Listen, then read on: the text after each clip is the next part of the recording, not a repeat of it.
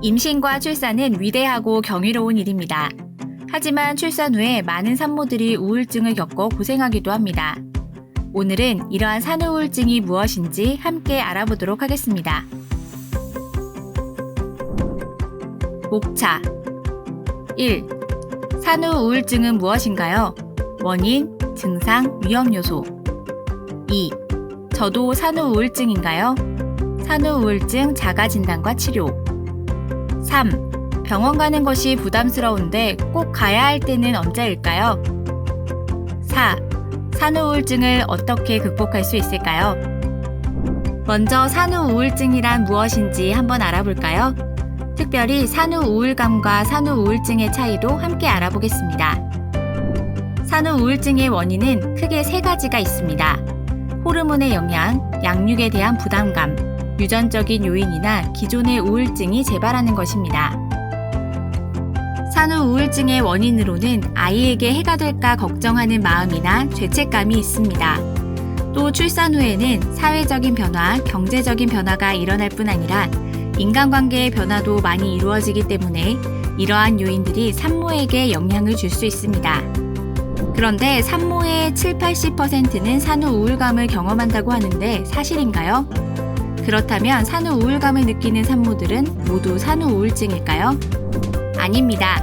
산후 우울감은 출산 직후에 느끼는 가벼운 우울감으로 보통 산후 3일에서 2주 사이에 나타납니다. 그리고 산후 우울감은 자연적으로 회복되는 일시적인 기분 변화라는 것이 특징입니다.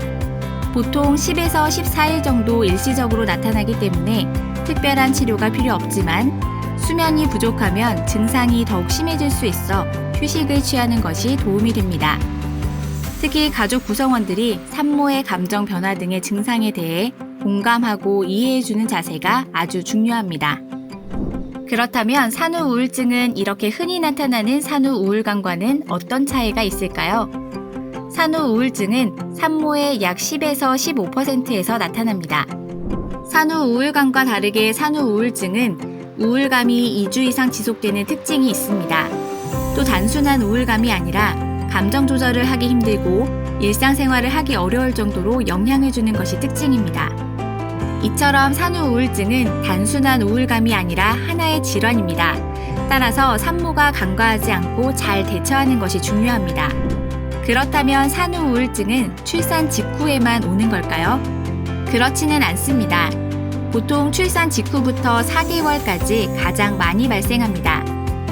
이 중 50% 이상은 1개월 내에 발병하고 40%는 2에서 4개월 사이에 발병합니다.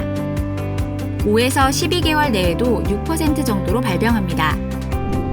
산후 우울증의 증상은 보통 분만 후 4에서 6주 사이에 나타나는 것이 가장 흔하지만 분만 직후부터 분만 1년 후까지도 발생할 수 있습니다.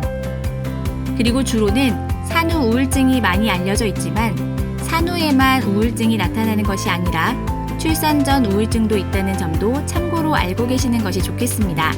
그렇다면 산후 우울증에는 어떤 증상이 있을까요? 먼저 우울 증상이 나타납니다.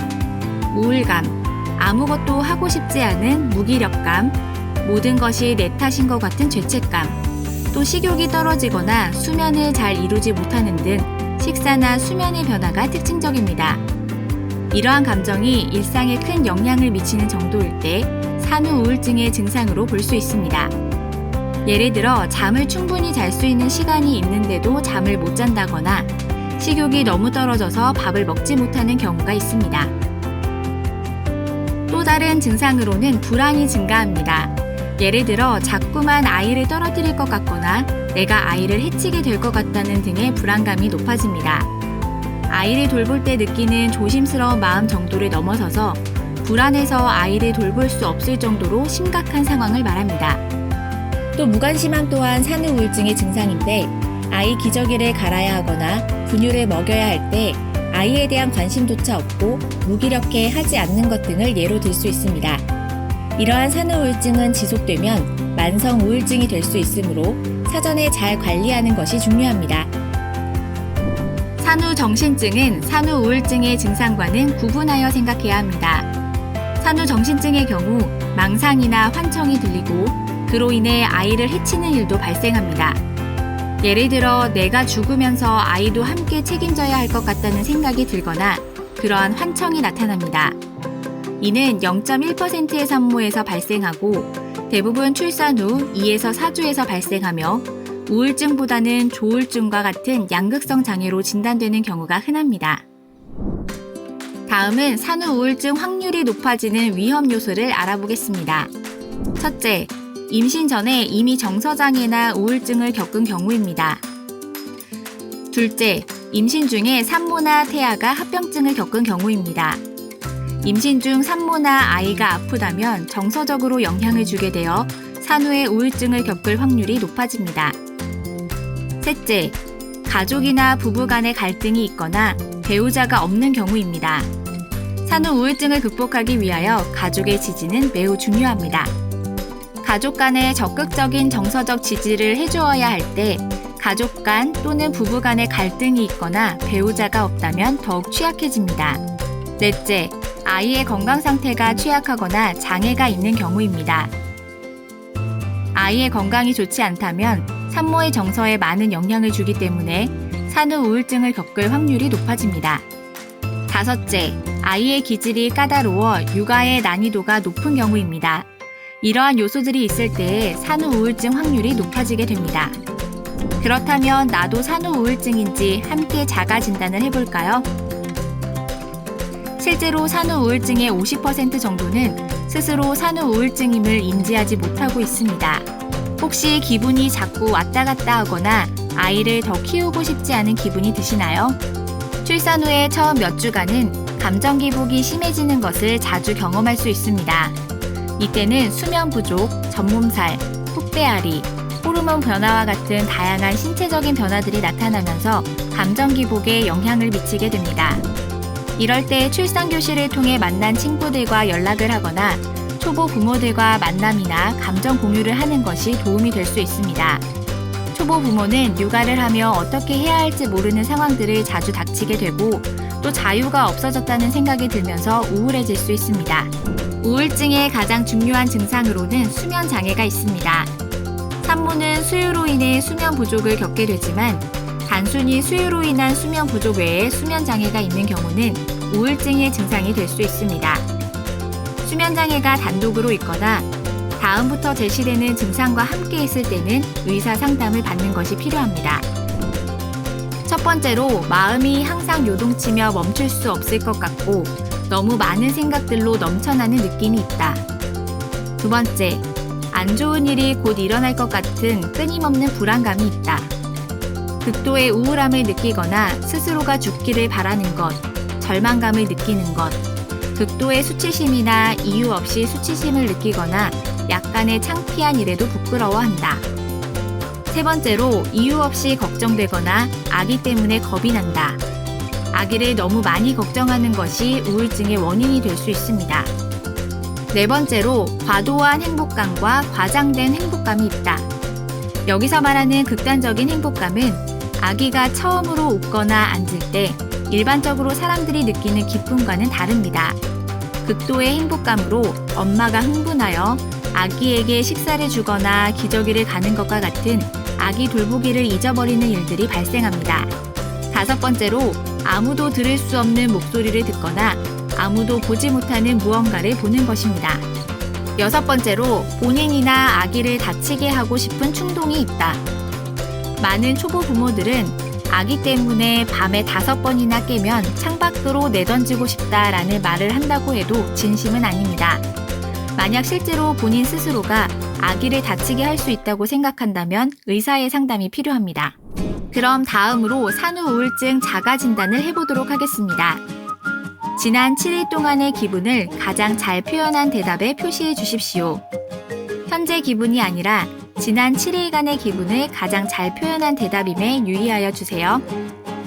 각 문항에서 0번을 선택하면 0점, 1번은 1점, 2번은 2점, 3번은 3점으로 채점하여 합산하여 주세요. 1. 나는 사물의 재미있는 면을 보고 웃을 수 있었다. 0. 예전과 똑같았다. 1. 예전보다 조금 줄었다. 2. 확실히 예전보다 많이 줄었다. 3. 전혀 그렇지 않았다. 2. 나는 어떤 일들을 기쁜 마음으로 기다렸다. 0. 예전과 똑같았다. 1. 예전보다 조금 줄었다. 2. 확실히 예전보다 많이 줄었다. 3. 거의 그렇지 않았다. 3. 일이 잘못될 때면 공연히 자신을 탓하였다. 0. 전혀 그렇지 않았다. 1. 자주 그렇지 않았다. 2. 가끔 그랬다. 3. 대부분 그랬다. 4. 나는 특별한 이유 없이 불안하거나 걱정스러웠다. 0. 전혀 그렇지 않았다. 1. 거의 그렇지 않았다. 2. 가끔 그랬다. 3. 자주 그랬다. 5. 특별한 이유 없이 무섭거나 안절부절 못하였다. 0. 전혀 그렇지 않았다. 1. 거의 그렇지 않았다. 2. 가끔 그랬다. 3. 꽤 자주 그랬다. 6. 요즘 들어 많은 일들이 힘겹게 느껴졌다. 0. 그렇지 않았고 평소와 다름없이 일을 잘 처리하였다. 1. 그렇지 않았고 대개는 일을 잘 처리하였다. 2. 가끔 그러하였고 평소처럼 일을 처리하기가 힘들었다. 3. 대부분 그러하였고 일을 전혀 처리할 수 없었다. 7. 너무 불행하다고 느껴서 잠을 잘 수가 없었다. 0. 전혀 그렇지 않았다. 1. 자주 그렇지 않았다. 2. 가끔 그랬다. 3. 대부분 그랬다. 8. 슬프거나 비참하다고 느꼈다. 0. 전혀 그렇지 않았다. 1. 자주 그렇지 않았다. 2. 가끔 그랬다.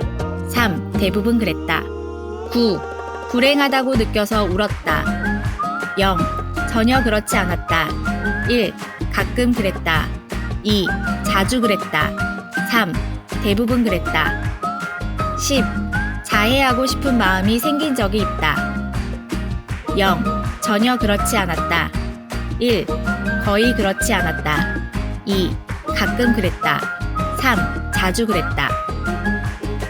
총점이 9점 이하인 경우 우울증의 가능성은 낮지만 10점에서 12점인 경우 우울 증상이 의심되고 13점 이상은 주요 우울장애일 수 있으므로 전문가의 상담을 받아보시는 것이 좋습니다.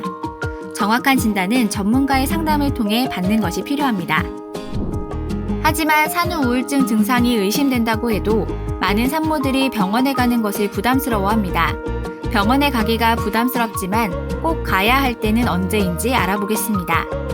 첫째로 출산 한 달 후에도 우울감이나 불안감이 심하고 지속적인 정서 문제가 있는 경우 또는 자해나 자살을 하고 싶은 생각이나 환청이나 망상이 있는 경우 둘 중 한 가지만 해당하더라도 병원으로 방문하는 것이 필요합니다. 그래도 병원에 가기는 왠지 꺼려지시나요? 대부분의 경우 병원에 가게 되면 정신과 약을 먹으라고 할 것 같아 부담을 느끼게 됩니다. 많은 사람들은 정신과 약에 대한 부담을 갖고 있죠. 또 약을 먹지 않고 상담을 받는다고 해도 상담만으로 뭐가 나아질까 싶어 꺼려지는 경우가 종종 있습니다. 약물 치료가 부담되신다면 산후 우울증으로 정신과에 방문한다고 모두가 약을 복용하는 것은 아니라는 것을 말씀드립니다. 특히나 약물 치료가 필요하더라도 본인이 원하지 않는 치료는 강요하지 않습니다. 또 어차피 독박 육아의 상황은 하나도 바뀌지도 않는데 상담이 무슨 도움이 될까라는 생각이 드실 수 있습니다. 하지만 상담만으로도 도움이 될 수 있습니다. 상담은 일반적인 대화와는 다른 것으로 전문가와의 상담이기 때문에 객관적으로 생각할 수 있도록 도움을 줄 수 있습니다.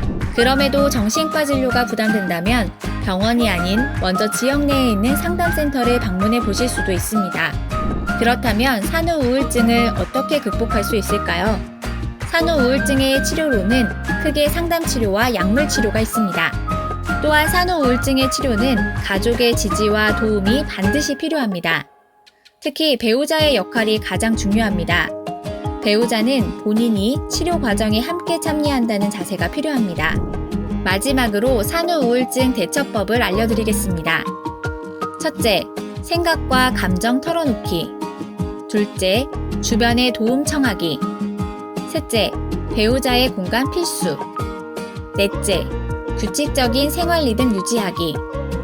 다섯째, 수면 위생 지키기.